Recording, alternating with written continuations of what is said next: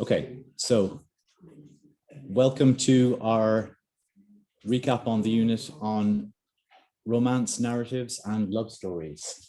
And as Ariana reminded us, the word romance has not always referred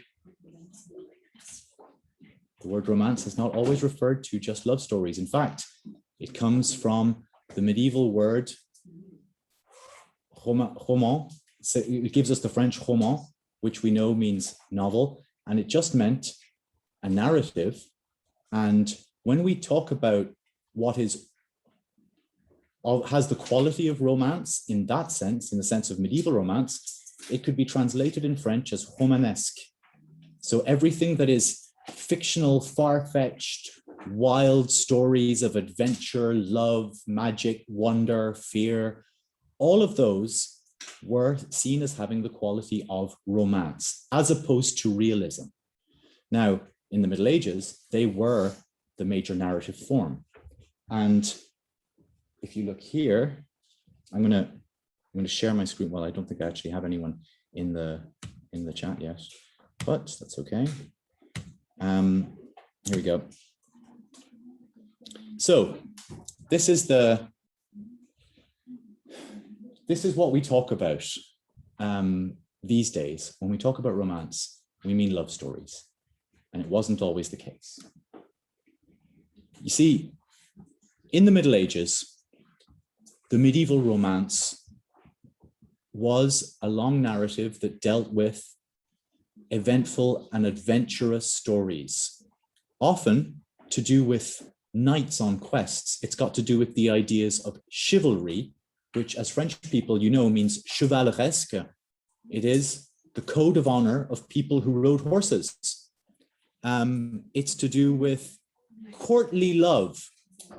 You know, you've heard of l'amour courtois, right? Courtly love is love that happens at the court, but it's also to do with courting, being courtly, having good manners. It's to do with all of the ideology of the Middle Ages, of the feudal Middle Ages, which is honor, bravery, Christianity, and often revering women on a pedestal, women being this kind of perfect idol who is out of reach because she's married to someone else, or because she's the queen, or because she's locked in a tower by an evil wizard or dragon or something. And what's interesting about that is that often the man is the one going on the journey and doing stuff, and the woman is relatively passive or even imprisoned by society or literally in a tower, and he has to rescue her. Or he has to just prove his love to her by going on achieving great deeds. But it's possible that their love may never be consummated, because courtly love is pure and good and noble, and it may actually be more holy than physical. But then, of course, in a lot of the stories, there's also a kind of a physical and sensual element. Now, move forward to the 19th century, the late 18th, early 19th century. And there we have the Romantic movement.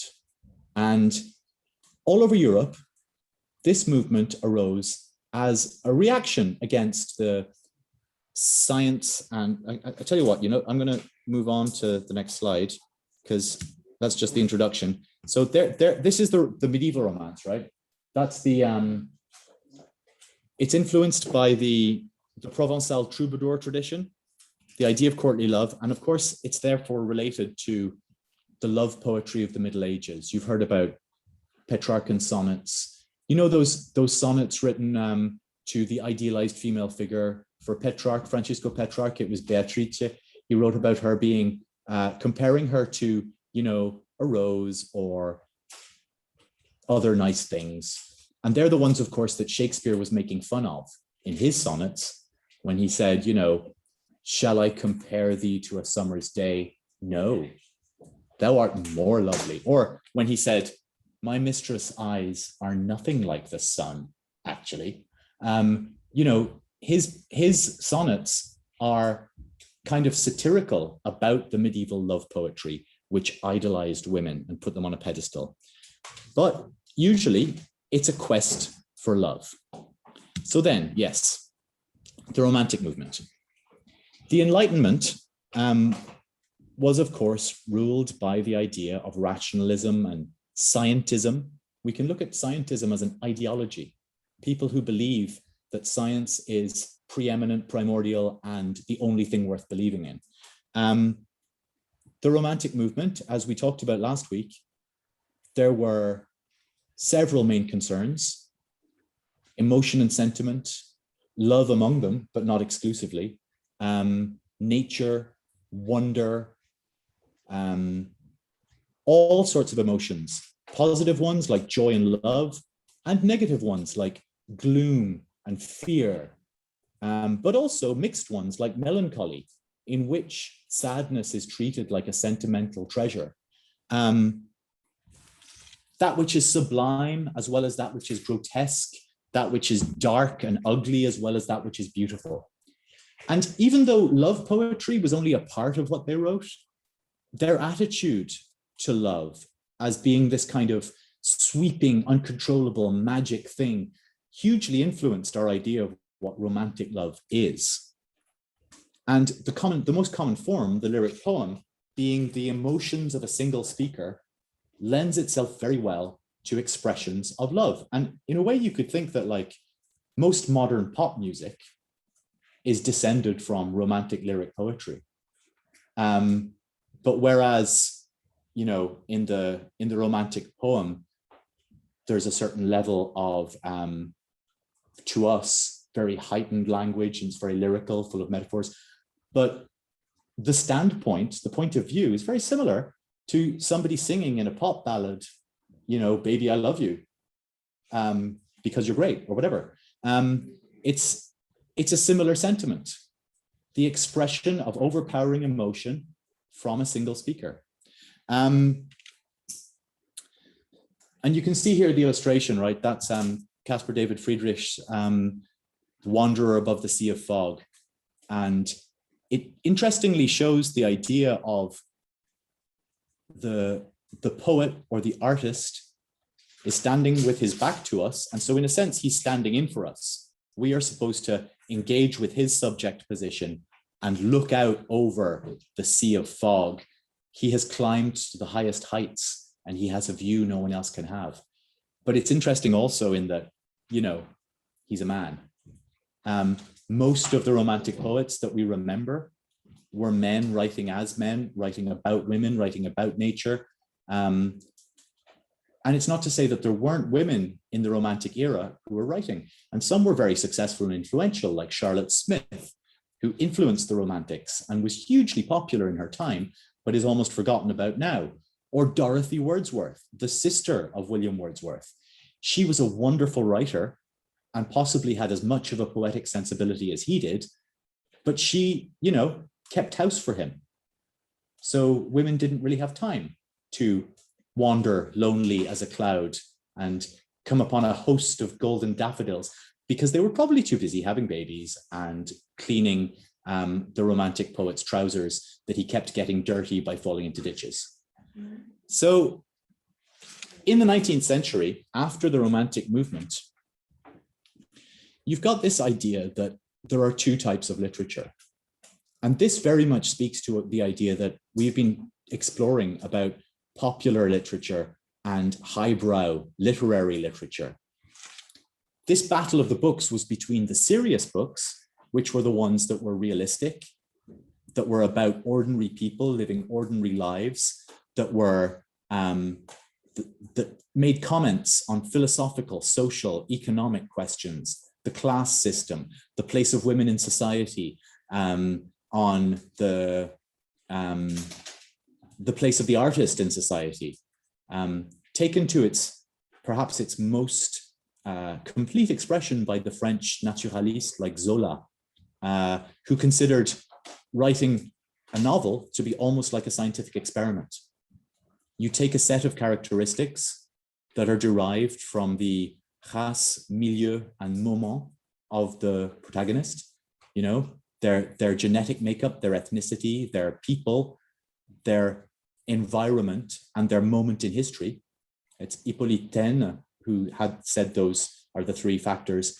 And Zola said, yes, if we take all of these and we put them together, almost like an experiment, then it will result in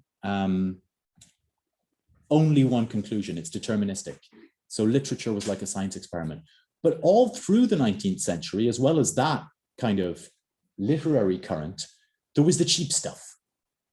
You know, the penny dreadfuls, newspapers for a penny that were full of lurid stories about pirates and highwaymen and kidnappers and smugglers, that were about dark Gothic castles where beleaguered heroines would run away from evil Italian wicked uncles or whatever it was. And that type of literature, that was all that was romance, included elements of horror, adventure, romance, detection, mystery, sensation, everything that was wild and sensational and uncontrollable. And it was seen as very gendered. It was, people used to say, well, romances are only read by women and children, poor people, the uneducated, all of the subservient or lower class citizens. This was the low class literature. They even used to, you know, and it's present also in popular ballads, in broadsides, which were like big one sheet stories. They used to sell Newgate novels, which were novels about the criminals to be condemned to death at Newgate, to be hanged, which was popular spectacle, entertainment. People would go to it like a football match. And the Newgate novel, based on the life of the criminal, was a bit like buying the program for a football match, you know, a souvenir to take home with you. But all of these narratives were the kind of dark, wild, uncontrollable, violent, sexual material that was repressed in Victorian society. But they had to come out somewhere. And it's at the same time that the adventure story kind of breaks away from the popular romance, because they say, oh yeah, adventure stories are good, that they must be didactic. They must teach boys how to be good citizens of empire. They must teach them how to go out and conquer foreign people and take their stuff. And often in those adventure stories, not only is there no sex, but there are no women at all. They just cut them out of the equation. And the novels that are more like the romance type, this kind of disreputable type, they often have quite explicit references to sex and to all sorts of taboo subjects. And the novels that were specifically written for young girls at the time were often very, very boring, because they were about succeeding through virtue, through being a good girl, you know, through fighting off the advances of your wicked aristocrat suitor until he promised to make an honest woman of you and marry you.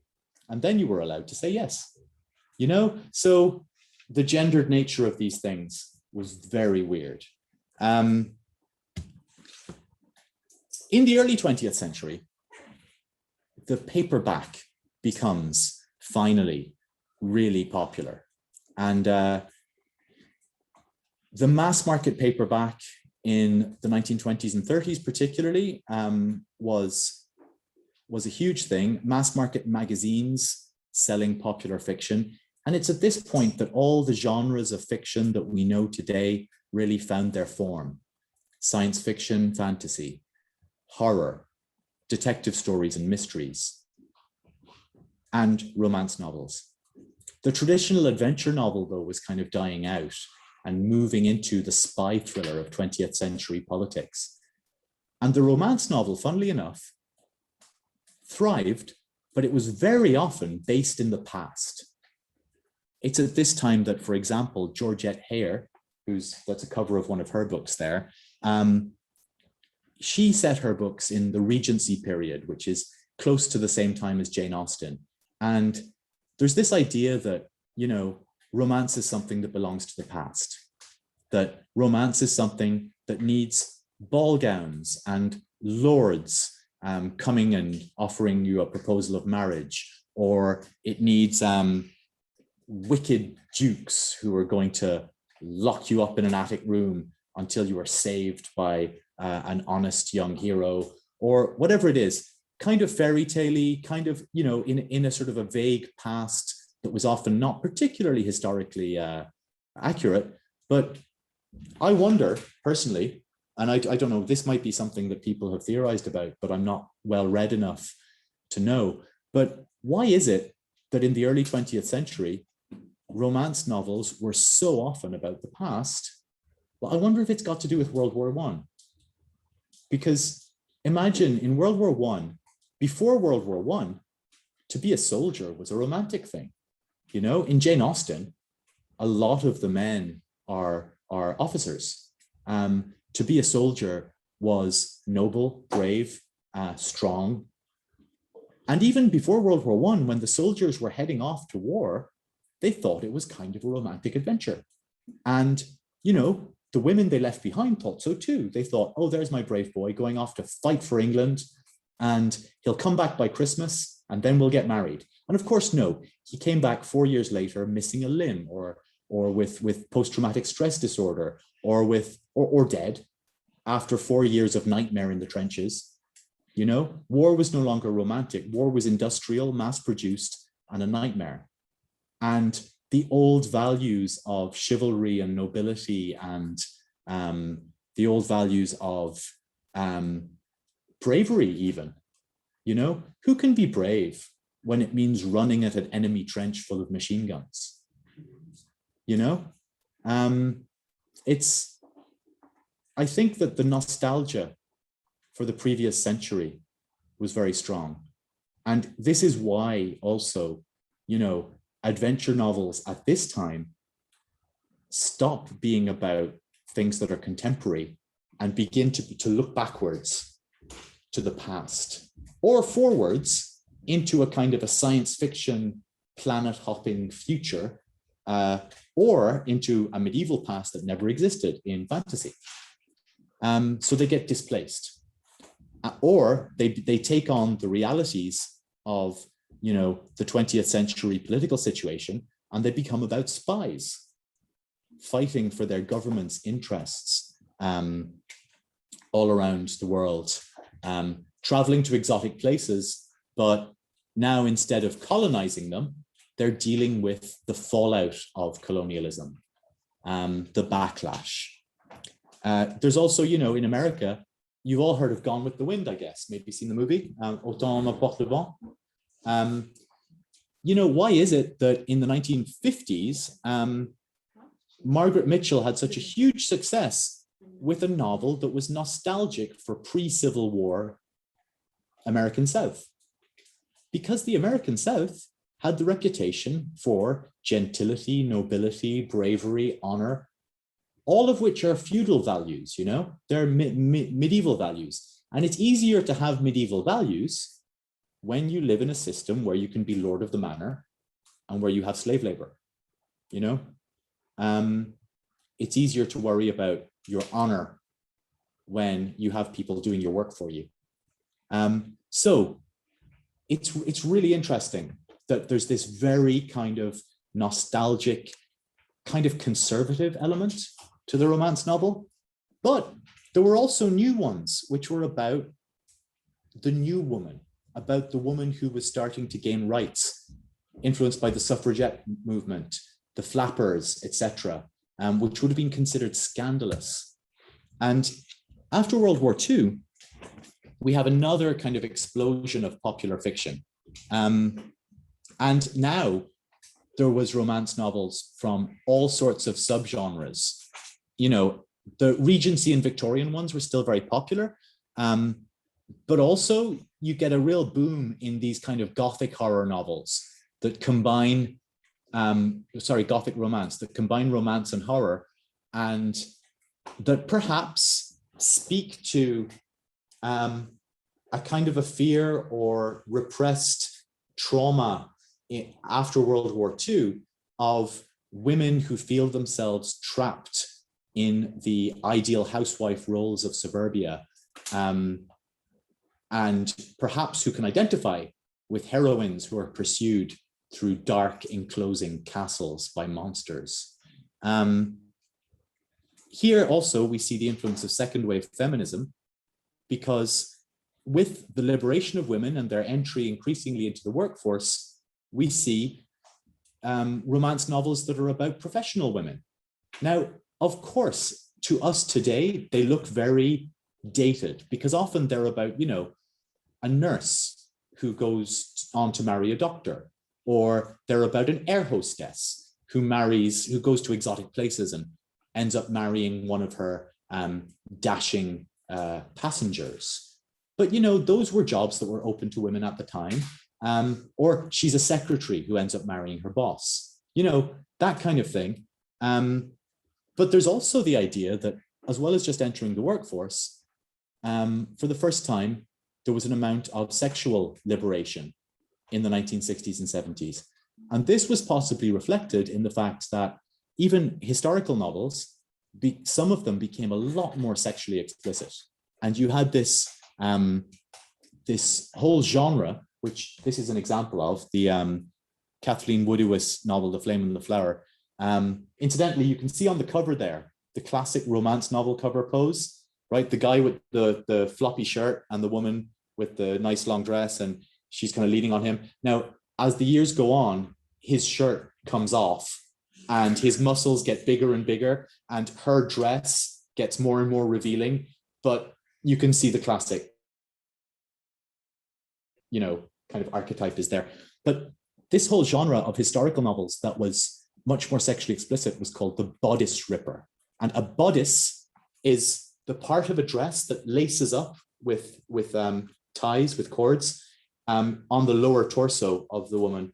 And the idea was that, you know, if you actually want to undress normally, it would take ages, because you'd have to untie everything and the corsets and everything. So, you know, they were so desperate to get to bed that they would just tear the bodice off, you know, and that was seen as being quite romantic and daring, you know. But it was part of a more liberal attitude, and also, you know, to a more a kind of an appropriation of female agency and sexuality as well. So the other thing that, you know, that happens then,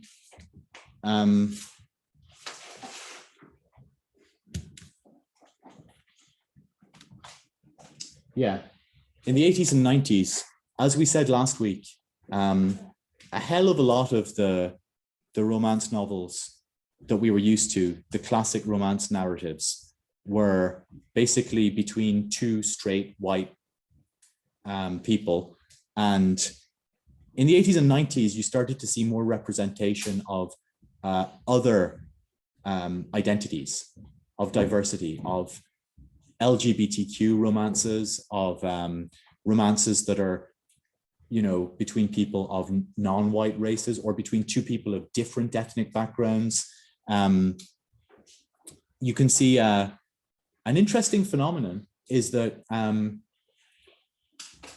gay romance novels were highly influenced by the very earliest fan fiction, because the very earliest fan fiction was what was called slash fiction.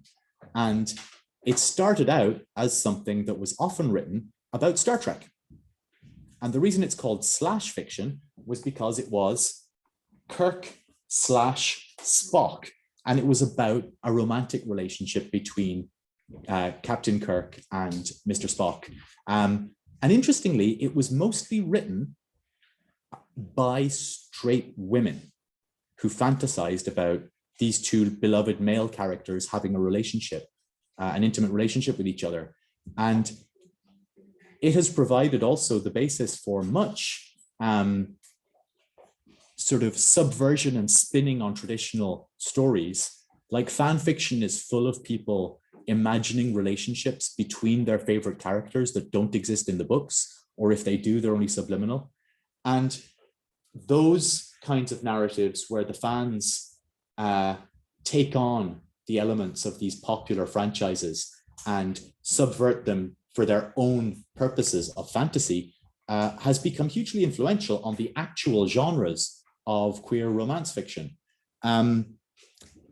It's also true that some of the kind of novels that were written about cross ethnic boundaries romance were written from a very white perspective and kind of exoticized the other partner. But then there are also always those who are written by the people of minority ethnic groups or minority sexual orientations or genders or whatever it is. However, we must still face up to the fact that the vast majority of romance narrative is still between people who are conventionally attractive, who are usually relatively affluent, or if they're not, the whole story is about becoming rich by marrying someone.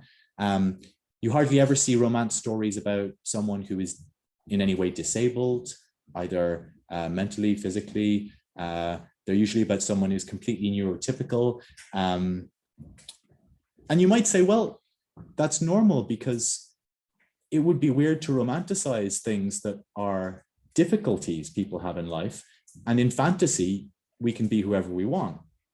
But it's interesting that the fantasies that have been fed to us are all about people who look stereotypically attractive, who look conventionally attractive, and who are mostly very normal in the sort of the sense of they enforce the norms of society by what values they project and represent. Now, funnily enough, though, there has always been in romantic fiction a kind of another undercurrent where there is a lot of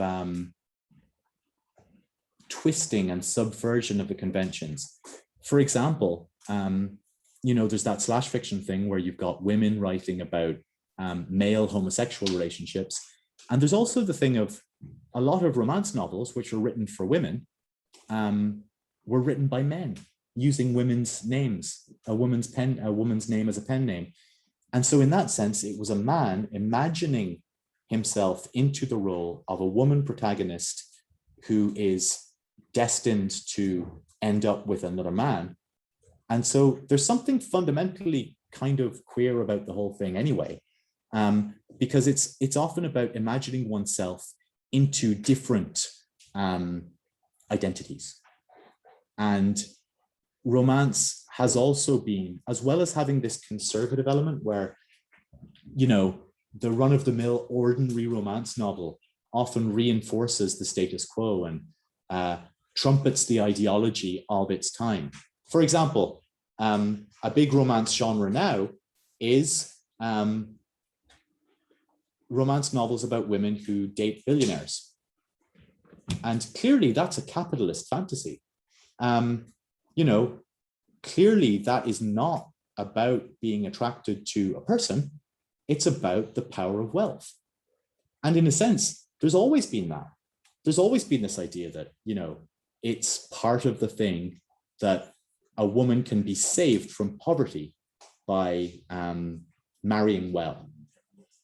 But that is also a reflection of the lack of social and economic power that women had in the past. Then in the 2000s, you have a huge boom in, I'm sure you've all seen these. It's still incredibly popular. Stories about people falling in love with vampires, basically. Starting in the 1980s with Anne Rice's novels. You may have seen the film adaptation of Interview with the Vampire with Brad Pitt and Tom Cruise, which, interestingly, is kind of a romance between two men.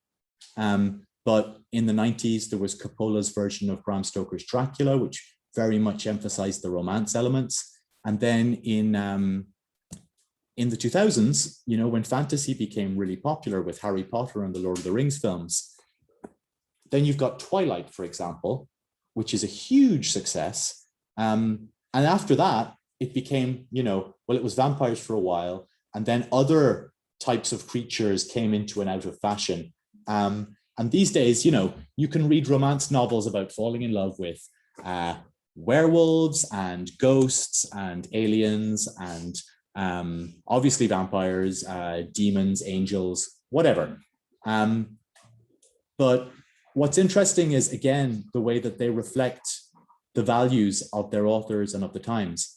And if you look at Twilight, for example, it's actually really problematic because it's about a young girl who falls for a much older man, you know, he's hundreds of years old, who's extremely rich and who behaves like a possessive stalker, basically, and can't control himself in having intimate physical contact with her in case he kills her. And you may not know, but 50 Shades of Grey started out as Twilight fan fiction. It was a Twilight fan fiction that she adapted into a novel using the Twilight characters. And both of those series of novels are fundamentally kind of misogynist and also extremely capitalist. So I would question the use of them as a way to dictate our own attitudes to romantic relationships in life, but you can't really question what other people enjoy as fantasy. You know, I don't think people really want to go out with vampires, but it's a fun thing to imagine. Which that brings us on to, we talked about this last week a little bit. You know, again, Romeo and Juliet is a classic expression of many of the romance tropes, but it's terrible advice for life. Like if you fall in love with someone whose entire family hates you and who your entire family hates, it's probably not a good sign. If you fall in love with someone the very first time you meet them and decide within the day to marry them, also probably not a good sign. If you have to sneak off and get married in secret by a kind of a renegade monk who lives in the forest, who's kind of a Jedi almost, you know, also not a good sign. And if you know, through emails that go astray, fail to understand that your lover is faking their own death to get out of their arranged marriage, probably not a good sign for your relationship. And finally, this thing of like, you know, which we consider so romantic and tragic, where Romeo and Juliet both say at the end, if I can't be with you, I would rather kill myself, right? Which they do. And then they both are dead. But of course, in real life, if somebody tells you, if you don't go out with me, I'll kill myself, that's abusive behavior. You know, that's a terrible threat to make. So anyway, Romeo and Juliet, incredibly romantic, terrible advice. Pride and Prejudice, perhaps a little better. You know, in Pride and Prejudice, we have this thing of like, you know, when you meet someone and you can't stand them, but then when you get to know them, you realize that, oh, actually, I was in love with you all along. But again, meeting someone and experiencing intense antipathy towards them is not necessarily a sign that you should fall in love with them. And what we do have in Pride and Prejudice is the truly excellent Elizabeth Bennet, who is a wonderful protagonist because she is independent, intelligent, sparky, full of life, doesn't let people tell her what to do, what to think, what to be, including Darcy, who thinks that she is vulgar and inappropriate. And he ends up finding that very charming. And, you know, some people argue that, like, Elizabeth Bennet is clearly an attractive character. She's clearly an attractive character, but Darcy is really a stuck-up snob. But we could argue that the moment when she really falls for him is the moment when she sees his house. And there she realizes that he actually has a lot to offer. So fair enough. As I said, it is part of the fantasy of romance novels, and always has been, if they're aimed at women, which the vast majority have been. Part of the fantasy is, if you are a woman and historically have lacked economic and social agency, the only way to escape a crappy life is to marry someone who has a better life. You know, there wasn't really many other options. And so being rescued from poverty was not just a fantasy, it was a major social aspiration. Like, marrying well was really important. As Pride and Prejudice begins, it is a truth universally acknowledged that every young man in possession of a fortune must be in want of a wife. Which means, you know, guys with money are the ones you want to marry. And then 50 years later, roughly, you've got the Bronte sisters. And Charlotte Bronte's novel Jane Eyre is actually an amazing kind of feminist novel. And Jane Eyre herself is an orphan who has zero social or economic strength, but she is smart, resourceful, charming, and intelligent. And she attracts the attention of her employer. But her employer is a much older man who has wealth, status, but also a lot of experience. And also his wealth and his status have allowed him, his wealth and his status have allowed him to accumulate this wealth, but they've allowed him also to do things that women could not do. For example, to travel, to have affairs, to sorry, there's a Moi, je vous vois plus, monsieur. yeah, there's someone's trying to call me, which is really annoying. Sorry about that. Okay, can you see me now? Oui, c'est bon. Okay, so he has been able to travel. He's been able to have affairs. He's been able to even, you know, have illegitimate children, perhaps. It's suggested, and he's also been able to marry. And because his wife is crazy, he keeps her locked in the attic and doesn't tell Jane about her.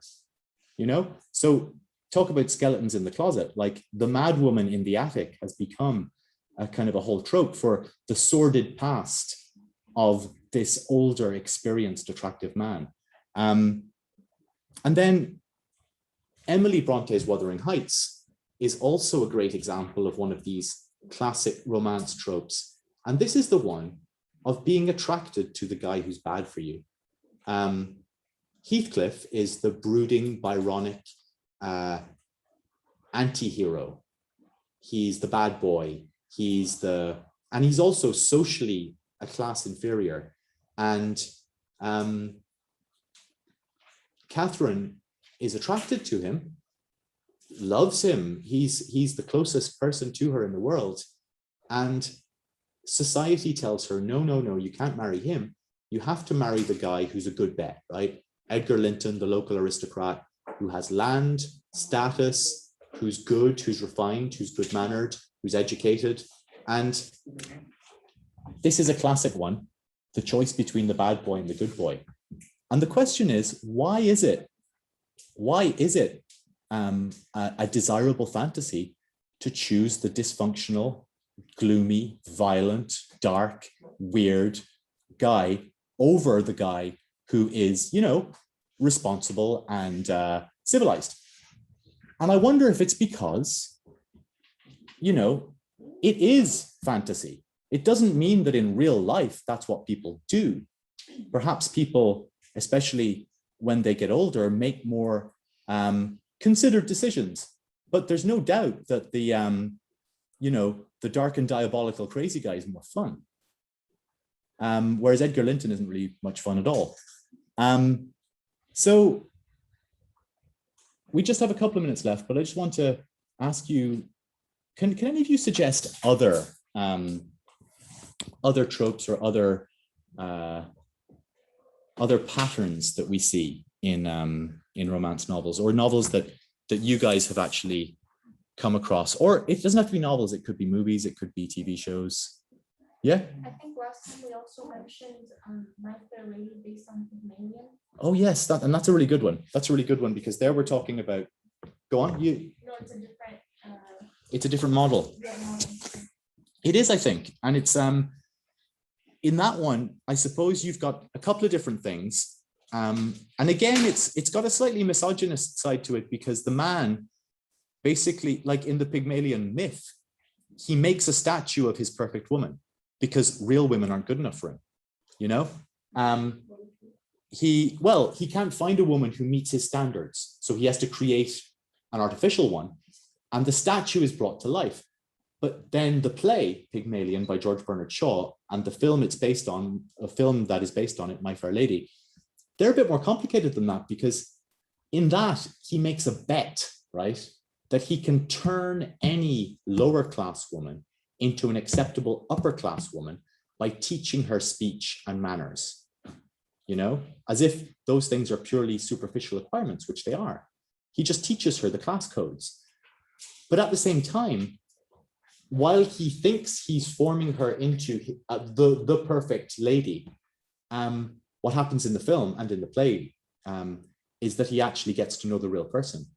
And he realizes that he's surrounded by these perfect ladies, but actually this person who he gets to know, a real person, who is a flower seller off the street, Eliza, he falls in love with her, not the perfect lady that he makes, you know? So it's a bit more complicated, and it does put the man in the position of being the teacher and she is the student. But in a sense, he learns that he is not superior and that he is not able to teach her to be better. All he's able to do is teach her to pretend to be of a different social class, you know? And it's interesting to note that it was written by George Bernard Shaw, who was Irish. And Irish people have always known that if you are able to mimic the manner and the style of speech of the upper class and of the English, then you can kind of go anywhere you want. So anyone else think of any other types of stories that you might have heard or encountered that are along those lines?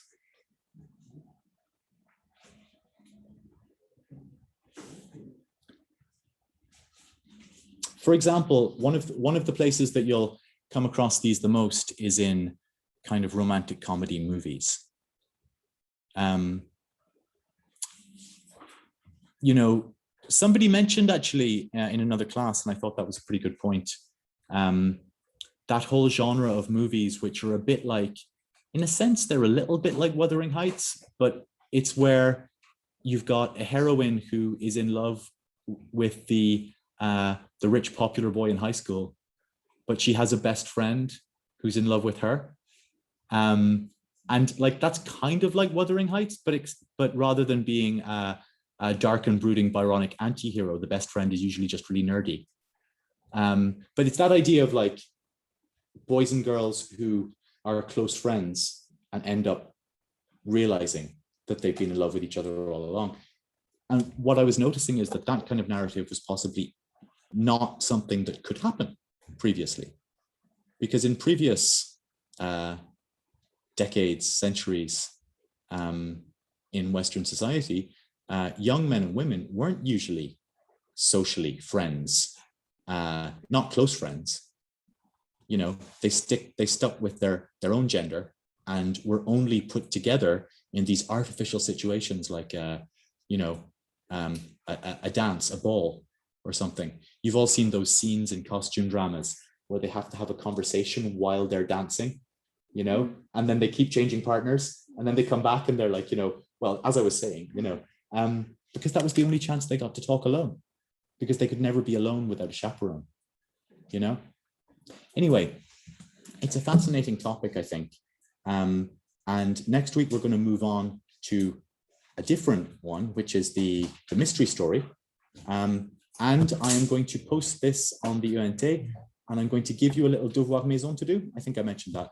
I'm going to give you a little devoir maison to do, and I'll give you 2 weeks to do it. And then at the end of the term, I'm going to give you a very kind of easy quiz where you just have short answers just to check that you've done some revision of the course. And I won't do a corrigé of it. I'll just send you one with just the answers, you know? So that'll be 2 assessments for the semester, okay? Thanks very much, everyone.